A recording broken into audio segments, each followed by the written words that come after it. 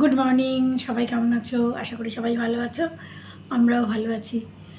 সবথেকে বড় কথা হচ্ছে ওই যে বেড়াতে গিয়েছিলাম না, বেরিয়ে এসে এত টায়ার্ডনেস মানে বলার না। অথচ ওখানে গিয়ে তো হাসি গল্প করা আর আড্ডা মারা আর খাওয়া দাওয়া, কিন্তু জানি না কেন আসলে ওই যে প্রত্যেক দিন রাত্রি 2-2:30 অবধি জাগা না, মানে মজা করেই জেগেছি কিন্তু মানে জাগা। আবার এদিকে 9টা-10টা পর্যন্ত ঘুমিয়েছি, কিন্তু জানি না প্রচণ্ড একটা টায়ার্ডনেস। আর ঘরে এসেই তো হাজার রকমের কাজ। এখন ধীরে ধীরে ধীরে ধীরে আবার মানে স্বাভাবিক নিয়মে ফিরতে হবে আর কি। ঘরের যা অবস্থা, এরা বাচ্চারা থাকলে যা হয় আর কি। যাই হোক, আমার কাজের মেয়েটা ও তো রেগুলার কাজ করে গেছে, যার জন্য বাবু ছিল, মামুনও ছিল, কিষানও ছিল, ওরা তিনজনে মিলে সামলেছে আর কি সব কিছু। ওর মধ্যেই ওরা স্কুলেও গেছে, মানে ও দুদিন এরম করে, কারণ ঝন্টুকে একা রেখে তো যাবে না, ওই জন্য একদিন দুদিন ও ছুটি করেছে, দুদিন ও ছুটি করেছে, এরমভাবেই ওকে সামলেছে আর কি। খেয়েছে, কিন্তু আমাদের জন্য ভীষণ মন খারাপ ছিল ওর। এখনও পর্যন্ত পুরোটা মন খারাপ কাটেনি। তো যাই হোক, আজকের ব্লগটা এখান থেকে শুরু করছি। আমার স্নান করা, পুজো করা হয়ে গেছে। এখন আমার মেয়েটা কাজ করে গেছে আসলে, না ও একটু তাড়াতাড়ি কাজ করে আসলে না এদিকের কাজটা তাড়াতাড়ি হয়। আর একটু একে বাজারেও পাঠাবো। দেখি, ঘরে কোনো সবজি নেই, কিচ্ছু নেই। তো ওরা তো ওই চিকেন টিকেন এসব খেয়েছে, যার জন্য সবজি টবজি খুব একটা বেশি যে খেয়েছে তা নয়, যার জন্য কোনো সবজি নেই, কয়েকটা ওই ক্যাপসিকাম পড়ে আছে। তো দুপুরের জন্য ক্যাপসিকাম দিয়ে কি বানাবো, তো একটু বাজারে পাঠাবো, যদি মাছের দোকানে যাই একটু দেখবো কী রান্না করা যায়। কলা গাছে, কলাবতী গাছে এগুলোতে জল বেশি লাগে। টগর গাছে নতুন পাতা এসছে।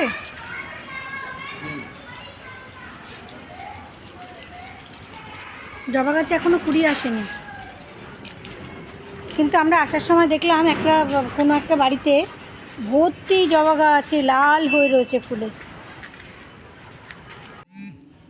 আমি সকালে ব্রেকফাস্ট বানাতে চলে এসেছি। একটুখানি না পনির ছিল, সেই পনিরটা দিয়েই ভাবছি যে বাবুকে দুটো পরোটা বানিয়ে দেবো। বাবুকে দুটো কেন, আমারও একটা বানাতে হবে। আর এ তো দুধ রুটি মিষ্টিই খাবে। তো এই আমি পরোটা বানিয়ে নিচ্ছি। বা আমারটা যদিও ওই ভেতরে একটু ঘি দেবো, আর ওপরে তেল দিয়ে আর ভাজবো না, বাবুরটা ভেজে দিলাম। তো এই পনিরের পরোটা। আর আমার তো যেমন রোজকার একটু কফি হয়, বাবু বললো সস দিয়েই খেয়ে নেবে। বাবুকে পনিরের পরোটা দিয়ে সস দিয়ে দিয়েছি। আর আমিও যেমন আমার একটা ওই পরোটা মানে ওপর দিয়ে তেল দিইনি আর কি, তেল দিয়ে ভাজিনি, ভেতরে পনিরের আর একটুখানি ঘি দিয়েছি, আর কফি আর একটুখানি সসও নিয়েছি। তো আর একে তো যেমন দুধ রুটি আর মিষ্টি যেমন দিই রোজকার, যেমন ওর তো গতানুগতিক, কোনো চেঞ্জ নেই। তো যাই হোক, তো আমাদের ব্রেকফাস্ট হয়ে গেল আর কি। ওই যে তাকে তো মানে খাবার দিয়ে শান্তি নেই, ওই যে আঁকা লেখা নিয়ে সে বসে রয়েছে। ব্রেকফাস্ট করে ওকে তো বাজারে পাঠিয়েছি। আর আমার এখানে দেখো পালং শাক হয়েছে, সেই গাঙ্গুলি মাসিমা বীজ দিয়েছিলেন। এই শীতের মধ্যে না একটুও বাড়েনি, যেই একটু রোদ উঠেছে ঠান্ডাটা একটু কমেছে, এতদিন আসলে ওরা রোদ পায়নি, যার জন্য বাড়েনি। তো এই রোদ দুটা পেয়ে একটু বেড়েছে। মামুনকে বলে গেছিলাম, আমরা যখন কলকাতায় গেছিলাম মামুনকে বলে গেছিলাম তোরা কেটে পকোড়া টকোড়া কিছু বানিয়ে নিস, কিন্তু ওরা কাটেনি, কিছু করেনি। আর এই দেখো আমার গোড়া ফুল গাছটার কী অবস্থা, ওরা জল টল দেয়নি। আমার মেয়েটাকে, কাজের মেয়েটাকে বলে গেছিলাম, ও মাত্র 2 দিন জল দিয়েছে। আর এত রোদ উঠছে আজকাল, গাছটা মনে হয় খারাপই হয়ে গেল, খুব কষ্ট হচ্ছে। আর এই দেখো পালং শাক কেটে নিয়েছি। আমার দুটো মানে টবের মধ্যে, একটা এই লম্বা ট্রের মতন, আর এই একটা গোল মতন টব, এটার মধ্যেও ছোট ছোট। তো এগুলো কেটে নিলাম। আমার সামনের বাড়ি দিদি বলছিলেন উনি এগুলো কেটে নিলে পরে আর একটু ভালো হবে, তো ওপর দিয়ে কেটেই নিলাম। এরকম পালং শাক কম হয়নি, অনেকটা হয়েছে, আরো আছে খানিকটা। ওকে দি দাও একটা পাতা। পাতা? কে পাতা খাবে? টুনু, টুনু, টুনু পাতা খাবে, ওর খুব পছন্দ পালং শাক, বাঁধাকপি। ও বাজার থেকে এসেও গেছে, বাজার মানে মাছের বাজারে পাঠিয়েছিলাম। তো আমি এটার মধ্যে ভাত বসিয়ে দিয়েছি। আর মাছের বাজারে মাছ আনতেই পাঠিয়েছিলাম, সবজির বাজারে আমি যাব, ও নিজে বুঝে শুনে কিছু সবজি আনতে পারে না। তো একটু মাছ রান্না করব, আর সবজি তো কিচ্ছুই নেই, কয়েকটা আলু পড়ে আছে খালি, আর 3-4টে ক্যাপসিকাম পড়ে আছে। তো দেখি কি করা যায়। আর ওখানে আমি ঝন্টুর ডিমটা সেদ্ধ করে নিয়েছি, ওর দুটো রুটি করে দিতে হবে। মাছটা ভেজে নিয়েছি। মাছ ভেজে মাছের ঝোল তো আর দেখানোর কিছু নেই। আমরা প্রত্যেক দিন বাঙালিরা প্রত্যেক দিন মাছের ঝোল করছি। তবে আজকের মাছের ঝোলে একটু বিশেষত্ব, অল্প একটু পেঁয়াজ দিয়েছি, কারণ নাহলে বাবু খেতে চাইবে না। আর এখানে এই যে পালং শাক টুকরো টুকরো করে কেটে নিয়েছি, ছোটো ছোটো টুকরো। আর বেসনের মধ্যে নুন, লঙ্কা, 1 চিমটি হলুদ, একটু কালারের জন্য। তো এটা দিয়ে একটু পকোড়া বানিয়ে নেব। তো মাছের ঝোলটা আমার মশলা কষে গেছে, তো মাছগুলো দিয়ে দিচ্ছি। এবার মাছের ঝোলটা হয়ে গেলে পরেই ঝন্টুকে ওদিকে খাওয়াতে বসাবে, আমি ওদিকে পকোড়াটা ভেজে নেব। ওদিকে ঝন্টুকে খাওয়াতে বসিয়েছে, আমি এখানে পালং শাকের পকোড়াগুলো বানিয়ে নিচ্ছি। মানে একটু গরম গরম হলে ভালো লাগবে না ভাতের সঙ্গে, একটু কড়কড়েও থাকবে। কিছুই না, বেসন আমি বলতে ভুলে গেছি, বেসনের মধ্যে একটুখানি সুজি আছে। সুজিটা হলে না ক্রিস্পি হয় ভালো, সেই জন্য একটু সুজিও আছে। আর বাবু কয়েকদিন ধরে বেশি ঝাল খেতে পারছে না দেখে, জানি না, বলছে আর ঝাল কম দাও। সেই জন্যে একটুখানি মানে অল্প একটু লঙ্কার গুঁড়ো দিয়েছি, কাঁচা লঙ্কা দিলে আরও ভালো লাগতো, কাঁচা লঙ্কাটা দেইনি। আমাদের খাবার রেডি হয়ে গেছে, গরম ভাত, তার সঙ্গে পালং শাকের পকোড়া, একটুখানি ঘি, একটা কাঁচা লঙ্কা। খেতে কিন্তু দারুণ লাগবে, নো ডাউট।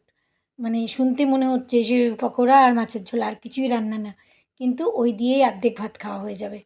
তো যাই হোক, আমরা খেতে বসে গেছি। খেয়ে উঠেই আমার একটা ক্লাস ছিল, ক্লাস করতে বসেছি, এদিকে উনি চা করতে চলে গেছেন। তো হয়ে গেছে টাইম, প্রায় 6:30 বাজে, সন্ধে। তো আসলে ক্লাস করতে করতে মানে ক্লাসটার মাঝখানে না টাইমটা দেখিনি আমি। তো উনি চা বানিয়ে নিয়ে এসছেন, এই দেখো চা, বিস্কুট, চানাচুর। বসে বসে একটু তৈরি চা পেলে কার না ভালো লাগে। যাই হোক, তো চা, বিস্কুট আর চানাচুর নিয়ে এসছে। চলো, তারপরে আবার সন্ধেবেলার পর্ব আছে।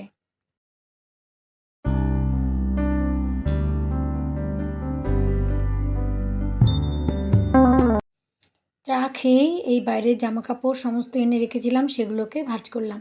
আজকে না ম্যাক্সিমাম শীতের জিনিসগুলো সব ধুয়েই দিলাম, কারণ আর শীতের জিনিস পরতে লাগবে না। এই যে উলিকটের গেঞ্জি, তারপরে গরম প্যান্ট, এই সোয়েটার, এগুলো সব আজকে মোটামুটি বেশিরভাগই ধুয়ে দিয়েছি, কারণ এগুলো আর এই শীতে আর লাগবে না। এখন জাস্ট একটা হালকা সোয়েটার আর ওই শার্টের সঙ্গে একটা হাফহাতা সোয়েটারই চলে যাবে।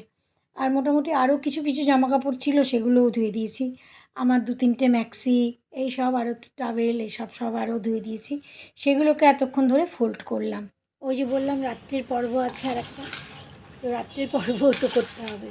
তো আমি না সন্ধেবেলা মানে দুপুরের দিকে আর কি গ্রিন ডাল ভিজিয়ে রেখেছিলাম, যেটা দিয়ে তড়কা হয়। তো আমরা কলকাতায় গিয়েছিলাম না, সেখানে রাজা এনেছিল ডিম তড়কা। কিছুই না, ডিমটাকে একটুখানি ভুজিয়া বানিয়ে তরকার মধ্যে ঢেলে দেয়, তাহলেই হয়ে যায়। তো আজকে ভাবছি ওটা একটু বানিয়ে দেবো। এর আগে একদিন বাবুকে বলেছিলাম ডিম তড়কা বানাবো, বাবু বলে যে তুমি কি না কি বানাবে তার নেই ঠিক, দরকার নেই। আজকে আমি ভাবলাম যে ডিম তড়কাই বানিয়ে নেবো একটুখানি। ওদিকে ডালটা সেদ্ধ হবে, আর এদিকে আমি রুটিটা বানিয়ে নেব। রুটি বানিয়ে তার আগেই আমি পেঁয়াজ, টমেটো এগুলো কেটেই রেখে নিয়েছি, যাতে মানে রুটিটা হয়ে যাওয়ার সঙ্গে সঙ্গে আমি ডালটাও ফোড়ন দিতে পারবো। তো এই রুটি একটার পর একটা রুটি করে একটুখানি মাঝখানে ঘি মাখিয়ে দিচ্ছি। ঘিটা মাখালে না রুটিটা একটু নরম থাকে, তো একটুখানি মাঝখানে মাঝখানে হালকা হালকা ঘি মাখিয়ে দিলাম। রুটি হয়ে গেল, এদিকে আমার ডালটাও সেদ্ধ হয়ে গেছে, দেখো খুব সুন্দর সেদ্ধ হয়েছে, মানে একদম শক্তও নেই আবার একদম গলেও যায়নি। তড়কার জন্য এরকমই ডালটা সেদ্ধ করতে হয়। এখানে কড়াই বসিয়ে দিয়েছি, কড়াইতে একটুখানি তেল, খুব বেশি তেল আমি দিই না, আর খুব বেশি তেলের আমি পক্ষপাতীও না। যাই হোক, তেলটা গরম হয়েছে, এবার পেঁয়াজটা দিয়ে দিচ্ছি। পেঁয়াজ, টমেটো আগেই কেটে রেখেছিলাম, বললামই তোমাদের। আর তারপরে একটুখানি জিঞ্জার গার্লিক পেস্টও দিয়ে দেবো। পেঁয়াজটা একটু ভাজা ভাজা হওয়ার পরেই আমি টমেটোটা দিয়ে দিলাম। আর বাকি নর্মাল যেগুলো মশলা, সাধারণ মশলা, নুন, হলুদ, লঙ্কা, এগুলো তো দিতেই হয়, প্রত্যেকটা সবজিতেই দিতে হয়। মশলাটা কষে গেছে, এবার আমি ডালটা দিয়ে দিচ্ছি। ডালটা দিয়ে দেওয়ার পরেই ডালটা ভালো করে মিক্স করে অল্প একটু জল দিতে হবে, যাতে একটু ভালো করে ফুটে ওঠে। না ফুটলে টেস্টটা ভালো হবে না, মশলাটা ডালের সঙ্গে ভালো করে মিক্স হবে না। অল্প একটু পরিমাণে জল দেবো। আর ওদিকে আরেকটা কড়াইতে 2টো ডিম ভেঙে, যেমন ভুজিয়া বানাই এরকম একটুখানি বানিয়ে ওপর থেকে ডালের ওপর থেকে দিয়ে দেবো, তাহলেই হয়ে যাবে আমার ডিম তড়কা। আমার রাত্রের খাবার ডিম তড়কা, রুটি আর একটু মিষ্টি। ওদের খেতেও দিয়ে দিয়েছি, প্রায় 10:30 বাজে, খেতে দিয়ে দিয়েছি। বাবুর মোটামুটি পছন্দই হয়েছে।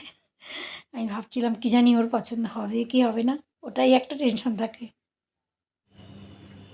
দেখতে দেখতে অনেকটা রাত হয়ে গেল, সবার খাওয়া দাওয়া হয়ে গেছে। আমি এদিকের দরজা টরজা বন্ধ করে এসেছি, মানে এখন বাবুও শুতে চলে গেছে। কিন্তু এত বেশি টায়ার্ডনেস জানি না কেন, ভীষণ একটা টায়ার্ডনেস। তো এখন আমার রাত্রের কাজকর্ম সব সারা হয়ে গেছে, এখন আবার রাত্রিবেলার দিকে একটু একটু ঠান্ডা লাগছে, সকালের দিকে আর রাত্রের দিকে একটু একটু ঠান্ডা লাগছে, দিনের বেলায় ঠান্ডা নেই কোনো। তো যাই হোক, তো সব কাজ কমপ্লিট, এবার শোয়ার পালা। তো আজকে সারাটা দিন তোমাদের সাথে শেয়ার করলাম। আসলে ওই মানে টায়ার্ডনেসটাই কমছে না, তার মধ্যে কাজও অনেক বেশি হয়ে গেছে না। আজকে তো তিনটে লটে মেশিন লাগিয়েছি, দেখতেই পেয়েছো কত কিছু ধোয়া হয়েছে আজকে। আর রোদও ছিল ভালো, একেবারে ঝমঝম করে শুকিয়ে গেছে সব। তো চলো আজকের ব্লগ এখানে শেষ করছি, আবার নেক্সট ব্লগে দেখা হচ্ছে। সবাই ভালো থেকো, সবাই সাবধানে থেকো, সবাই সুস্থ থেকো। Good night.